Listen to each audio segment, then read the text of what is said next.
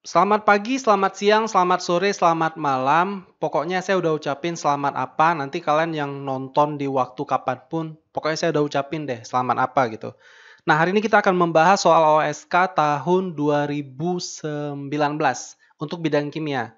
Ya, mungkin sekarang di tahun ini saya buat video ini di tahun 2020, jadi sekarang kan namanya sudah nggak OSK lagi, tapi udah jadi KSN gitu ya, KSNK gitu, jadi bukan OSN lagi.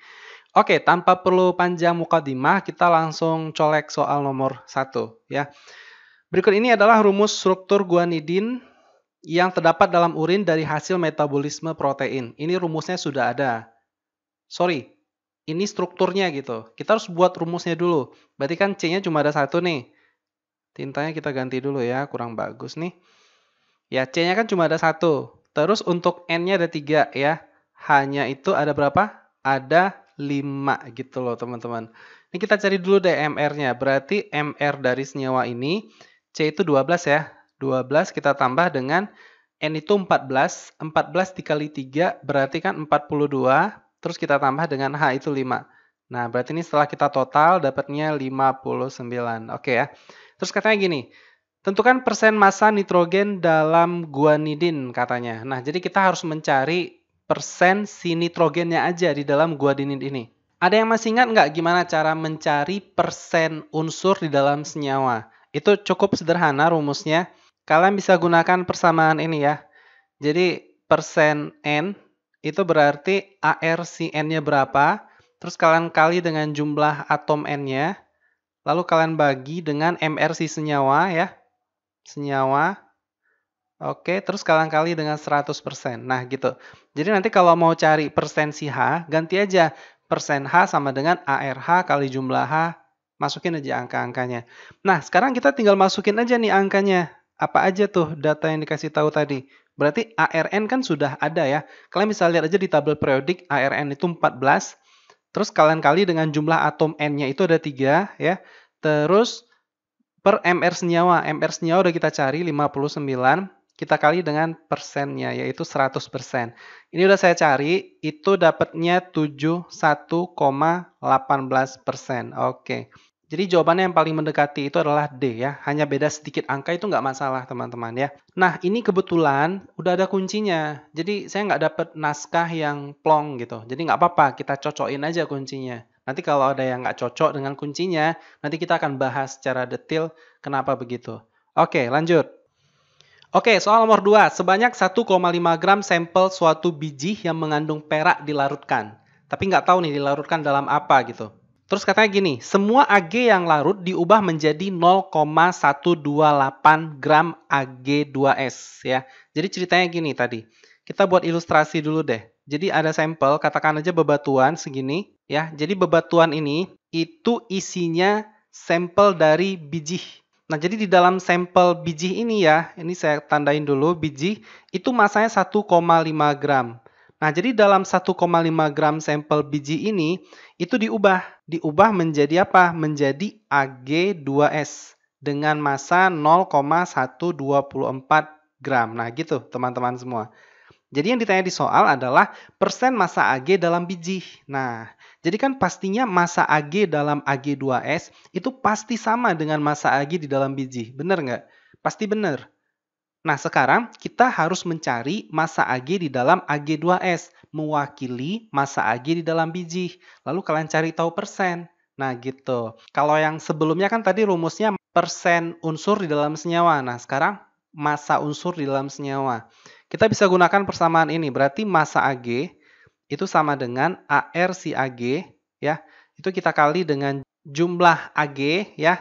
Terus kita kali dengan massa senyawa, terus kita bagi dengan MR senyawa. Nah, gitu. Nah, kita tinggal masukin aja nih angka-angkanya. Berarti kan AR Ag berapa? 108 ya. Ini udah saya cari di tabel periodik. Jumlah Ag-nya kan ada 2 nih di dalam Ags. Massa senyawanya tadi 0,124 ya. Terus kita bagi dengan MR senyawa. MR dari Ag2S itu udah saya cari, dapatnya 248. Ini setelah kita hitung biar cepat dapatnya 0,108 gram. Ingat, ini masih massa Ag. Dan massa Ag dalam Ag2S ini mewakili massa Ag dalam si sampel biji ini tadi. Sekarang kita tinggal cari persen. Berarti persen Ag, ya kan kita tinggal bandingin aja nih. Berarti massa si Ag, itu kalian tinggal bandingin massa si sampel. Kan begitu kalau misalkan mau cari persentase. Kali 100%. Masukin aja angkanya. Berarti massa Ag berapa tadi? 0,108 kita bagi dengan sampelnya. 1,5 kali 100%. Nah, ini setelah saya cari, itu dapatnya 7,2%. Oke, maka jawabannya cocok, yaitu C. Oke, soal nomor 3. Muskovit adalah salah satu dari mineral mika dengan rumus senyawa bla bla bla. Panjang banget nih. Hasil analisis jumlah sampel muskovit menunjukkan kandungan Si sebanyak 0,42 gram. Gitu katanya. Massa sampel muskovit yang dianalisis adalah, jadi kan ceritanya gini, muskovit ini Si-nya sudah diketahui berapa massanya. Ini sudah diketahui. Sorry kok nggak nampak. Nah, Si-nya sudah diketahui massanya. Yang ditanya adalah massa si muskovitnya. Ini sampel ini bukan berarti dia ada pengotor. Jadi sepenuhnya sampel ini hanya mengandung si muskovit gitu loh. Bahkan di soal kan udah dibilang tuh, muskovit adalah salah satu dari mineral mika dengan rumus senyawa itu gitu. Jadi nggak ada pengotor lagi. Kita bisa gunakan rumus yang soal nomor 2 tadi, yang bagian ini, yang menentukan massa atom di dalam senyawa. Nah, kita cari aja nih ya sekarang. Kita gunakan rumus yang tadi. Berarti gimana? Massa CSI sama dengan AR CSI, kita kali dengan jumlah Si-nya berapa, terus kita kali dengan massa si muskovit senyawanya gitu. Senyawa, terus kita bagi. Kita bagi dengan Mr si senyawa. Oke, berarti kan massa Si sudah ada. Kita mau cari massa senyawanya. Nah, Mr-nya dulu nih kita cari. Coba. Nah, berarti Mr si muskovit. Nah, ini saya bahas saja. Mungkin ada yang masih bingung cara mencari Mr nih. Muskovit, kita tinggal jumlah aja AR dari semua atom ini. Untuk AR, lihat aja di tabel periodik ya, teman-teman. Kalau K itu berapa? K itu 39, ditambah dengan Al kan 27 tuh. 27 kita kali dengan 2 ya. Nah, terus ini kan di dalam kurung ini ada Al, Si, sama O. Kita pisah aja deh. Berarti kan tambah 27 lagi, karena Al-nya kan ada 1 di sini. Terus Si itu AR 28. Kita kali dengan 3. Terus kita tambah dengan O berapa? 16 ya. 16 kita kali 10 tambah OH. OH itu dirapel aja. O kan 16, H itu 1, berarti kan 17. 17 kali 2. Ya, 17 kali 2. Oke, ini tinggal kalian jumlah aja. Sudah saya jumlah dan dapatnya itu 398. Oke, kita tinggal masukin aja ke rumus yang di atas. Berarti massa Si-nya sudah ada di soal, yaitu 0,42 gram tadi ya. ARSI itu 28. Kita kali dengan jumlah Si-nya ada berapa tadi? 3 ya di sini. 3 kita kali dengan massa senyawa, itulah yang ditanya. Massa senyawa ini kan mewakili si muskovit. Terus kita bagi dengan Mr senyawa 398. Oke, maka nih setelah saya cari, ini udah saya cari ya. Kalian tinggal balik aja nih rumusnya, berarti 0,42 kita kali 398, terus kita bagi dengan 28 dikali 3. Setelah saya cari, itu dapatnya 1,99 gram. Oke, maka jawabannya betul ya, yaitu C. Oke, soal nomor 4. Sebanyak 1,5 mili sampel larutan asam sulfat dari suatu baterai mobil dititrasi dengan 23,7 mili larutan NaOH 1,47 molar menggunakan indikator penoftelin untuk menentukan titik akhir titrasi. Perhatikan di sini kedua-duanya habis bereaksi gitu. Konsentrasi dalam satuan molaritas sampel larutan asam sulfat tersebut adalah, ya jadi kalian boleh mengerjakannya menggunakan reaksi atau boleh menggunakan rumus yang penetralan yang V1M1 itu. Masih ingat nggak? Kita coba pakai yang menggunakan V1M1, nanti kita coba juga cari menggunakan persamaan reaksi. Oke, kita buat dulu apa yang diketahui di soal ya. Jadi yang pertama ada asam sulfat, itu rumusnya H2SO4. Ini kan kalau terurai jadinya apa nih? 2H plus ditambah dengan SO4 2- ya. Nah, ini diketahui molaritasnya, itu yang ditanya ternyata. Untuk volumenya 1,5 mili. Nah, gitu. Terus ada NaOH. NaOH ini kalau kita urai jadinya berarti apa? Na plus ditambah OH min ya. Berarti molaritasnya diketahui M2 nih ya, bukan M1 lagi. M2 sama dengan berarti berapa molaritasnya? 1,47. Untuk volume keduanya itu adalah 23,7 mili gitu. Ya, yang ditanya asam sulfatnya. Nah, yang pertama kalian boleh menggunakan persamaan penetralan. Jadi yang rumusnya gini, V1 kali M1 kali A sama dengan V2 M2 itu kali B. Di mana A dan B itu adalah valensi asam atau basanya gitu ya. Ya kita tinggal masukin aja angka-angkanya, berarti di sini untuk si V1 berarti kan punya si H2SO4 1,5. Nggak usah diubah ke liter, biar aja dalam mili. Karena kan NaOH-nya juga dalam mili nih. Kali M1 yang ditanya, A-nya ini 2. Karena kan H plusnya 2 buah valensi H-nya. Nah, ini sama dengan V2-nya berapa? 23,7. M2-nya diketahui 1,47. B-nya ini 1. Kan OH- itu 1 cuman valensinya. Berarti M1 sama dengan, ini tinggal kita kali aja. Saya sudah cari ya. Berarti 23,7 kali 1,47. Terus kita bagi dengan 1,5. Kita kali dengan 2. Berarti ini jadinya udah saya cari, dapatnya 11,613. Nah, berarti jawabannya itu adalah D, betul ya? Oke. Nah, terus gimana kalau kita menggunakan cara yang kedua? Tadi kan kita janjinya mau 2 cara nih. Ya, kita buat reaksi dulu, berarti di sini H2SO4 ya. Itu kita tambah dengan NaOH. Nah, berarti ini jadinya apa? Na2SO4 itu kita tambah dengan H2O, ada airnya. Setarakan dulu reaksi ini. Berarti kalau kita setarakan NaOH-nya kan pasti 2 di sini. Karena kan Na di sebelah kanan ada 2. H2O di sini harus 2. Karena hanya di sebelah kiri ada 4, sebelah kanan harus 4. Oke, nah sekarang kita cari tahu dulu mol si NaOH. Karena kebetulan NaOH ada molaritas dan volumenya. Oke, sekarang kita cari ya.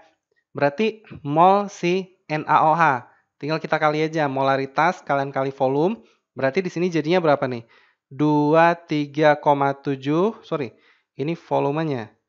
Molaritasnya itu 1,47 kita kali dengan 23,7 ya. Nah, ini udah saya cari, itu dapatnya 34,839 ini milimol, teman-teman ya. Terus kita cari mol si H2SO4. Ini tinggal kalian bagi 2 aja, karena kan koefisien H2SO4 1. 1/2 kita kali dengan 34,839. Ini udah saya cari, dapatnya 17,4195 milimol. Oke, ini saya singkat ya. Habis itu kita tinggal cari molaritas dari H2SO4. Berarti nanti bagi aja nih, mol dibagi dengan volume ya. Molnya 17,4195. Untuk volumenya tadi berapa? 1,5. Nah, ini dapatnya juga sama, yaitu 11,613 gitu, molar ya. Oke, maka jawabannya sama aja, yaitu D. Kita lanjut soal nomor 5. Di laboratorium, gas klor dapat dibuat dari reaksi antara HCl dengan MnO2. Persamaan reaksi setaranya sudah ada ya. Bila reaksi berlangsung sempurna katanya. Massa larutan HCl pekat. Jadi ingat, HCl pekat yang dia minta. Di dalam HCl pekat itu ada 36% HCl-nya. Yang diperlukan untuk menghasilkan Cl2 sebanyak 2,5 gram adalah ya. Jadi kita pertama cari tahu dulu mol si Cl2. Nanti dari Cl2 kita lari ke HCl, dari HCl kita ubah ke massa. Kan begitu konsepnya. Berarti pertama cari mol Cl2 itu sama dengan gimana? Massa itu kalian bagi dengan Mr. Nah, massanya adalah 2,5, Mr-nya itu 71 ya. Karena kan Cl itu 35,5. Nah, ini udah saya cari, dapatnya 0,0352 mol. Oke, sekarang kita cari mol si HCl dengan perbandingan koefisien. Koefisien HCl itu 4, sedangkan Cl2 1. Berarti 4/1 kita kali dengan 0,0352. Nah, ini dapatnya 0,1408 mol. Jadi begitu. Nah, sekarang kita tinggal mencari massa HCl murninya. Nah, jadi massa HCl murni lah kita bilang ya. Karena kan ini saat sudah 36%. Kita kembaliin lagi ke yang pekat atau sampel dari HCl-nya. Nah, ini berarti mol kita kali dengan Mr ya. Molnya itu 0,1408. Mr si HCl itu 36,5. Ini kalau kita kali, dapatnya itu adalah 5,1392 gram. Nah, ini jangan langsung kalian pilih jawaban A. Pasti salah. Karena yang dia minta adalah si HCl pekatnya itu berapa masanya. Berarti kita balikin lagi ke dalam yang bentuk 100%. Berarti gimana caranya? Ya udah, berarti massa si HCl yang pekat, berarti massa HCl yang murni tadi, itu kita bagi dengan persentasenya. Berapa persentasenya? 0,36 ya, karena kan 36% tuh. Berarti jadinya di sini 5,1392, itu kita bagi dengan 0,36. Sehingga dapatnya itu adalah 14,275 gram. Ya, ambil yang paling mendekati ya. Karena kan angkanya nggak mungkin pas-pas. Berarti jawabannya C. Oke, soal nomor 6. Dari persamaan reaksi berikut ini, SnO2 tambah 2H2 menjadi Sn tambah 2H2O. Ini reaksinya sudah setara. Bisa kalian lihat aja tuh, nilai dari koefisien dan atom-atomnya. Katanya gini, volume gas hidrogen. Jadi yang ditanya si hidrogennya diukur pada 1 atm dan 273 Kelvin. Ini kan keadaan STP sebenarnya. Yang dibutuhkan untuk bereaksi sempurna dengan 2 gram SnO2. Jadi kita ditanya si volume H2-nya itu berapa pada STP. Dan data yang diketahui adalah si SnO itu 2 gram. Berarti kan kalian harus cari tahu dulu mol si SnO2 kan gitu. Berarti mol si SnO2 itu adalah masanya. 2 kita bagi dengan mR. SnO2 itu udah saya cari, mR-nya adalah 150,7. Ini berarti hasilnya 0,01327 mol. Nah, lalu kita cari mol si H2 dengan perbandingan koefisien. Berarti gimana? H2 kan koefisiennya 2 tuh. SnO2 koefisiennya 1, berarti kan 2 per 1 dikali 0,01327. Maka ini jadinya 0,02654 mol. Oke, kita sudah dapat molnya. Ini kan keadaan STP nih. 273 Kelvin ini kan berarti 0 derajat. Maka volume molarnya kita gunakan 22,4 kan begitu. Nah, atau misalkan kalian nggak ingat deh STP, ya gunakan aja persamaan gas ideal. Berarti gimana? Saya ganti tinta dulu. Berarti gunakan yang gini, PV sama dengan nRT ya, gitu ya. Berarti yang ditanya adalah V. V sama dengan N dikali R dikali T per P. Masukin aja angka-angkanya. 0,02654 dikali dengan R, 0,082 kali T. T-nya 273, udah dalam Kelvin. Nah, untuk tekanannya kan 1 tuh. Dah, ini udah saya cari, dapatnya itu 0,5941 liter. Atau, kalau dalam mili berarti 594,1 mili. Ambil yang paling mendekati ya, maka jawabannya adalah E. Oke, soal nomor 7. Suatu sampel gas sebanyak 0,238 gram dalam 100 mili wadah pada suhu sekian memberikan tekanan sebesar sekian, katanya. Gas tersebut adalah, kan dia tanya gasnya apa, berarti kalian cari MR-nya apa gitu. Jadi nanti MR-nya tinggal kalian cocokkan dengan pilihan jawaban ini. Jadi kalau misalkan nitrogen itu kan N2 ya, berarti 14 kan dikali 2, maka 28 ya. Kalau argon itu bisa lihat aja di tabel periodik, itu AR-nya 39,9. Karena kalau 40 kan Ca ya, memang dekat-dekat mereka. Untuk klor itu kan biasanya, seharusnya ini klorin gitu ya. Di kuncinya memang klor dia pilih. Jadi kan Cl2 gitu. Berarti 35,5 dikali 2, berarti 71. Untuk xenon, udah saya cari. Xe itu AR-nya adalah 131,3. Untuk krypton, Kr, itu 83,8. Dah, kita tinggal cari aja yang cocok dengan MR atau AR dari mereka ini gitu. Ya, kita gunakan persamaan gas ideal. Apa rumusnya? Masih ingat ya? Udah kita bahas tadi di sebelumnya. Berarti PV sama dengan nRT gitu. Nah, ini berarti N-nya kita bongkar ya menjadi massa per MR. Ini massa kali RT per di bawahnya MR. Maka di sini jadinya MR sama dengan massa kali R kali T per PV. Nah, gitu. Masanya udah ada di soal, yaitu berapa tuh? 0,238. R itu tetapan gas, sudah ada juga 0,082 ya. Hafalan ya, bukan sudah ada. Untuk T dalam Kelvin 14 ditambah 273 jadinya 287. Nah, ini tekanannya ubah dulu ke ATM, kan masih dalam mmHg. Gimana cara mengubah ATM menjadi mmHg? Ya dibagi aja 760 ya. Terus apalagi V-nya diketahui 100 mili berarti 0,1 liter. Ini udah saya cari, jawabannya itu adalah 70,94. Kalau kita bulatin jadinya 71. Maka jawabannya udah pasti klor, betul ya?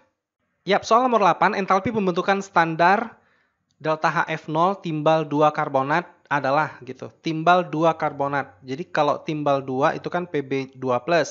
Karbonat itu CO3 2- ya.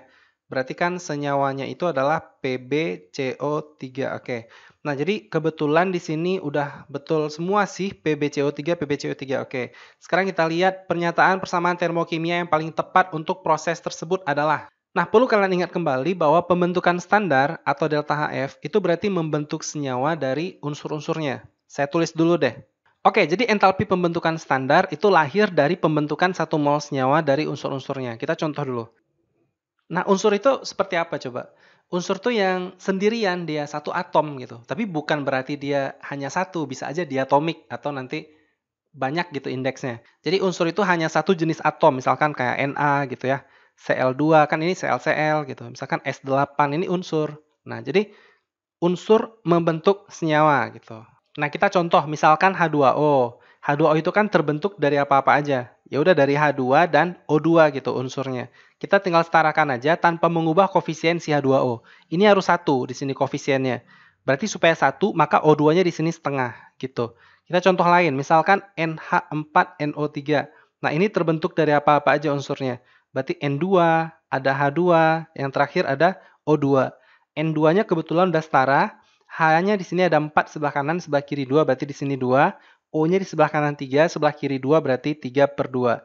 Jangan kalian ganggu koefisien produk, ya, gitu. Nah, maka jawabannya itu udah pasti B. Kalau yang A apa kesalahannya?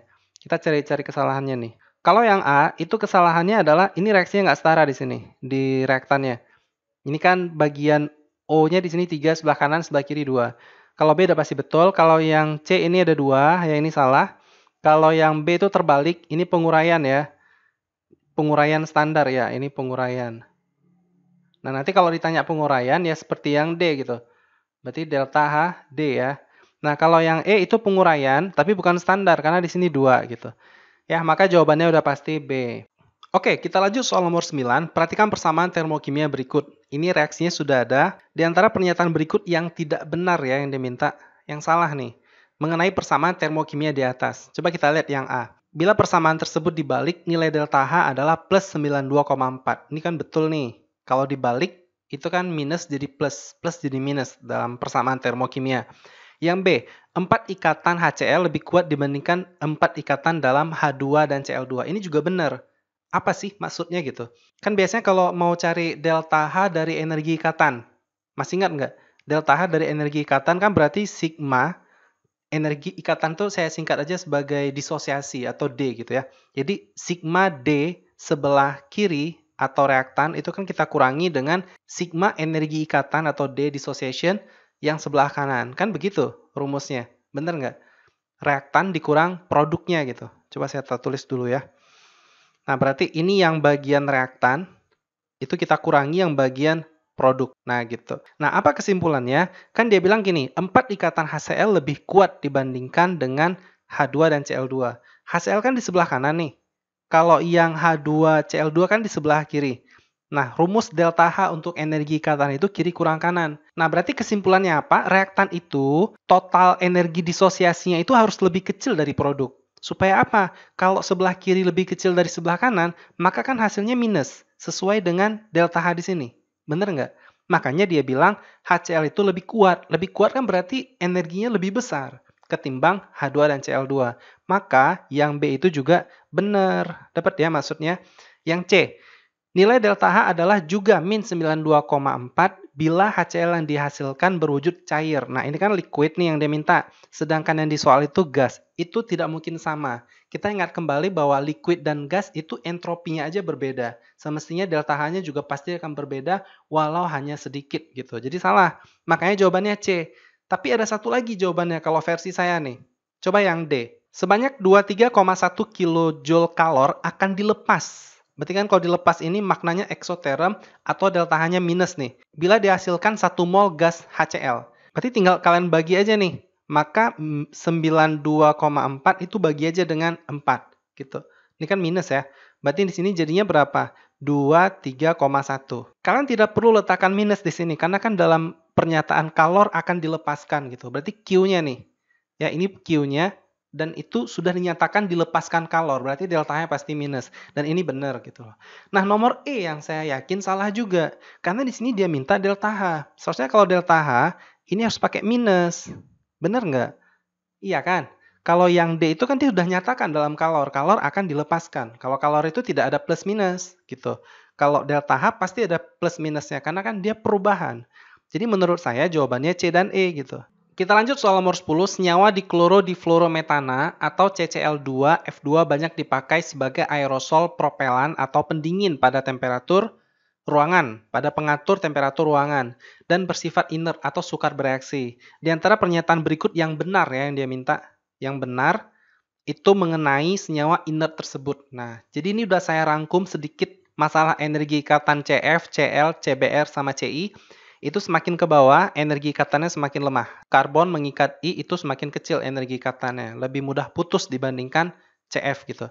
Kenapa saya tampilkan ini? Karena kebetulan A itu jawabannya gitu ya.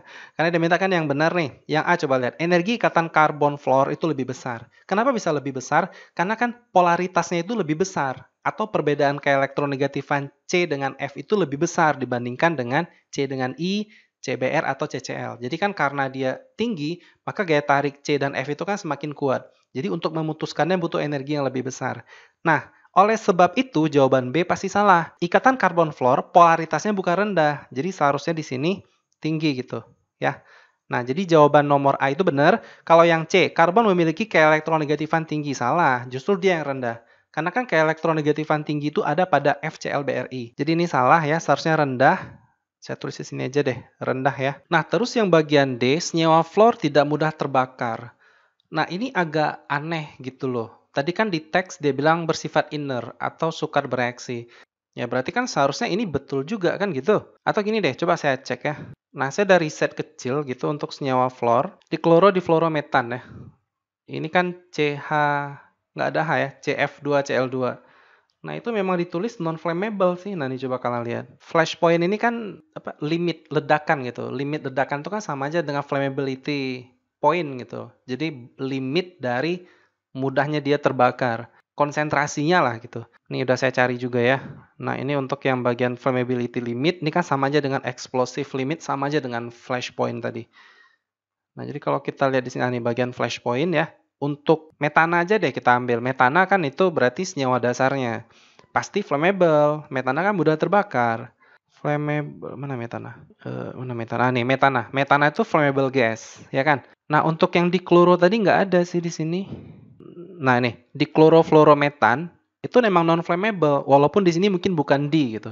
Kita langsung ke rujukannya aja deh. Dia ngambil dari sini, dari Pocket Guide to Chemical Hazard. Ini udah saya cari ini ya. Kita main data aja, coba kita lihat. Nah, ini CDC, sejenis apa ya istilahnya? Kayak ringkasan gitu atau rangkuman untuk bahaya senyawa kimia, Center for Disease Control and Prevention. Ini masih edisi yang 2007, tapi saya belum dapat nih revisi yang terbaru gitu. Nah, di sini coba kita cari ya.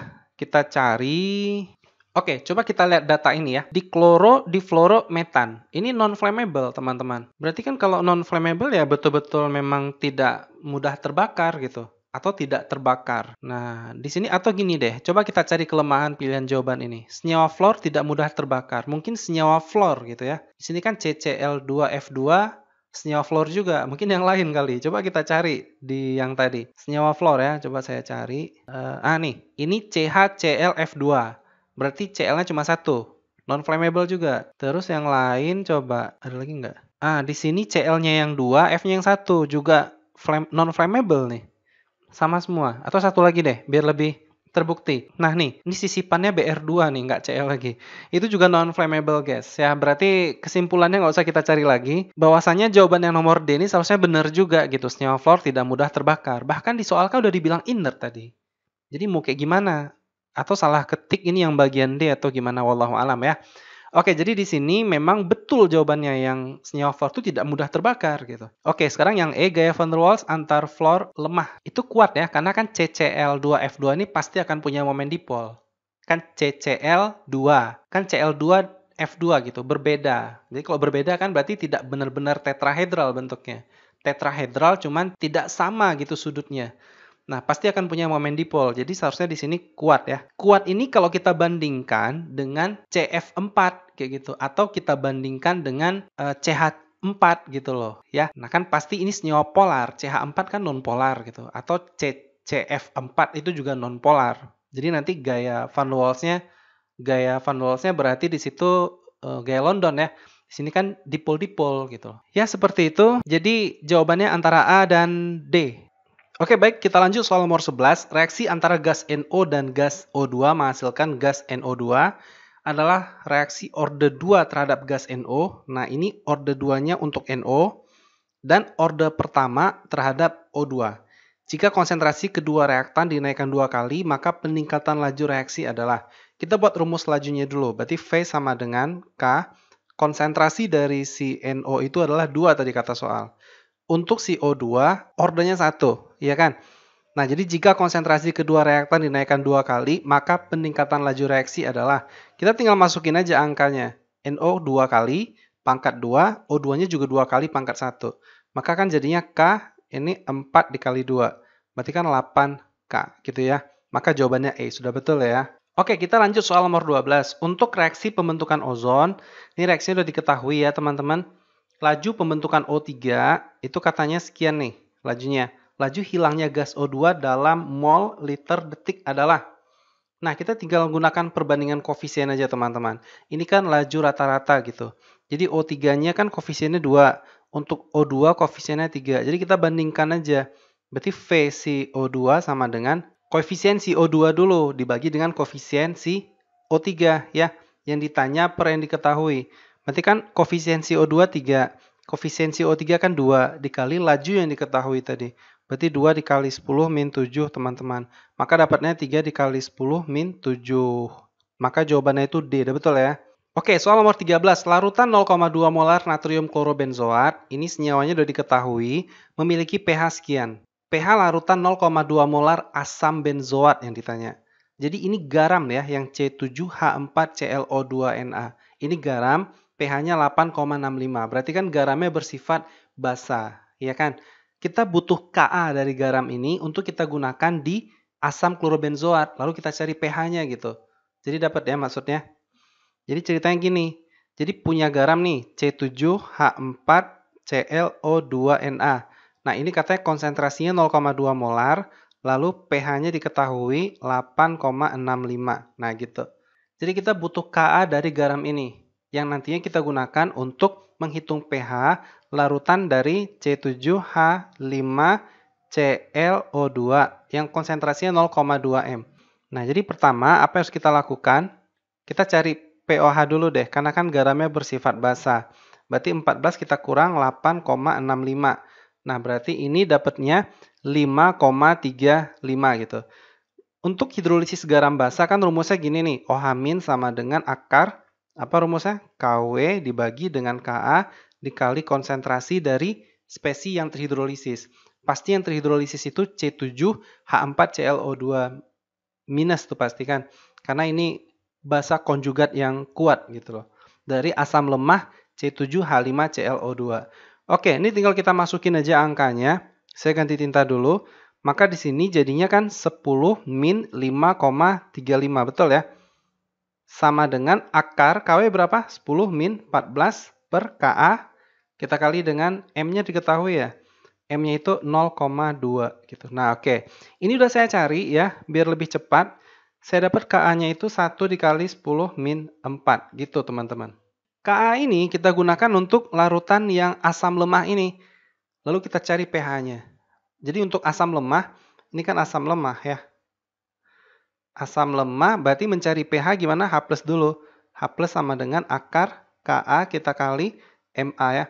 Ini nggak perlu pakai yang reaksi gitu ya, yang mula-mula reaksi sisa. Langsung aja kita cari seperti ini. Kecuali kalau di esai mungkin ya. Lagian di sini juga angkanya tidak terlalu mendekati gitu. Kecuali kalau misalkan jawabannya kan 2,35 nih. Terus pilihan jawabannya selanjutnya 2,6 sekian, kan dekat banget tuh. Berarti butuh ketelitian. Maka kalian gunakan yang mula-mula reaksi sisa analisis yang nanti akan dapat persamaan kuadrat. Kalian masih ingat nggak tuh? Oke, berarti ini H+, Ka-nya udah ada ya, 1 kali 10 min 4, Ma-nya 0,2. Oke, terus berarti jadinya apa di sini? Akar 2 dikali 10 min 5. Ini udah saya cari, H+-nya itu dapatnya 4,47 kali 10 min 3. Maka pH-nya itu adalah 3 dikurang log 4,47. Setelah kita cari, dapatnya itu 2,3. 35 pas ya. Jadi jawabannya itu adalah C.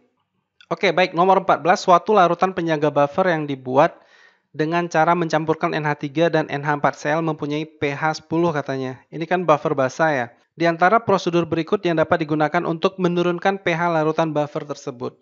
Ya, kita tahu bahwa buffer itu mempertahankan pH, tapi ketika kita tambahkan suatu zat yang bisa mengubah pH, tetap aja dia akan berubah pH-nya, cuman tidak terlalu signifikan. Nah, katanya kan ingin menurunkan pH. Berarti kalau ingin menurunkan pH, berarti kan menuju apa nih? Menuju asam kan? Saya tulis dulu deh, ini berarti menuju asam gitu. Nah, supaya menuju asam, kita tambah yang asam. Nah, kan gitu. Berarti jawabannya udah pasti HCl kan asam. Kalau NH3 ini basa ya. Jadi akan naik pH-nya, bukannya malah turun. Kalau NH4Cl ini adalah garam asam. Nah, jadi jawabannya itu pasti 1 dan 3. Oke, betul ya, D jawabannya. Oke, soal nomor 15. Di dalam pelarut air, HCN adalah asam lemah. Sedangkan NH3 adalah basa lemah. Jadi dua-duanya lemah nih ceritanya. Sifat larutan NH4CN.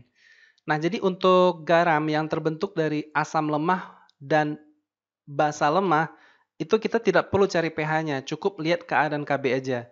Jadi kan teorinya gini, kalau misalkan Ka itu lebih besar dari Kb, garamnya itu bersifat asam ya. Nah, kalau misalkan Ka lebih kecil dari Kb, maka dia akan bersifat basa.